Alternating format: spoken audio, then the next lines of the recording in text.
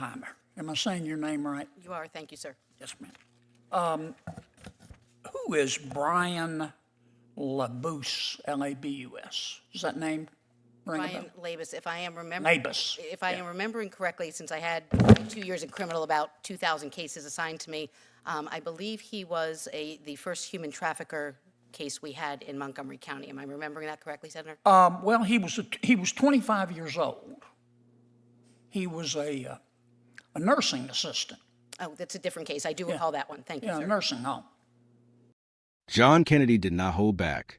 In a fiery exchange that's now gone viral, the Louisiana senator grilled a judicial nominee over what he called an outrageously light sentence for a man convicted of a truly heinous crime.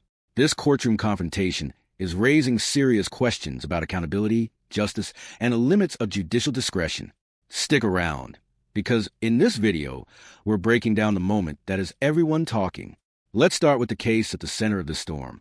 A 25-year-old man, a nursing assistant, sexually assaulted a 93-year-old woman suffering from Alzheimer's in a nursing home. He sexually assaulted one of the patients. She had Alzheimer's. Do you remember how old she was? I do not remember, but I do know she needed to be in a nursing home and was incapacitated. She was 93 years old. He's 25. He gets her alone. She's got Alzheimer's, and he molests her. This meathead made bail, and because he's like a rock, only dumber, he immediately goes out and drives while smoking dope. He gets arrested. And he came before you for sentencing. Do you remember what sentence you gave him? I do, and my recollection of the facts is slightly different. My recollection is his DUI arrest was after my sentencing, but regardless, you are correct, he had the DUI. This was a negotiated sentence in this case. What sentence did you give him? I do not recall the terms of the negotiation. I do remember it was a negotiated sentence, and I do have... You gave him 11 months and 15 days, didn't you, for assaulting this woman? If that is what your records show, I have no reason to disagree with that. And he grinned, according to the news reports. Grinned at you. You remember that?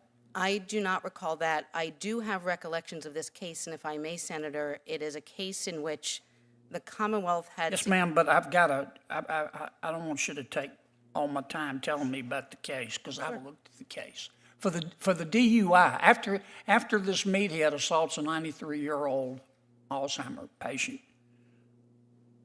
you gave him 11 months and 15 days. For the DUI case, you gave him 3 days to 6 months. Senator, the DUI was not in front of me. I was out of the criminal division by then, and I believe that went to a judge that took my cases when I was transferred to the civil division. Ms. Perry, tell me the difference between res judicata and collateral estoppel. Collateral estoppel is also known as issue preclusion. Res judicata is also known as claim preclusion. In issue preclusion, the question is whether the parties have previously litigated to their merits and finality the same issue, in which case they would not be allowed to relitigate the issue. In claim preclusion, the question is similar, whether the parties have litigated to finality on the merits claims, and they would not be allowed to relitigate those. Okay. Tell me the legal meaning of present sense impression. Present sense impression is an exception to the hearsay rule. And in present sense exception cases, it's the general idea behind the exception is that a person is unlikely to lie if they are simply giving their present recollection of exactly what is occurring as it is occurring. And therefore, those statements are allowed to be used in evidence, even though they are, by definition, hearsay. Very good. Tell me, what is, we all pay taxes on income. I know you do because the FBI checked. They do a thorough background check. And I do too. What is income? Well, the IRS regulations are extremely complex Oh, when but it just comes conceptually, to what is income? describing income, but basically it is anything of value that you receive throughout the year. So it could be gratuities, it could be wages. Well, what if and I'm asking you how you go about analyzing this. Let's suppose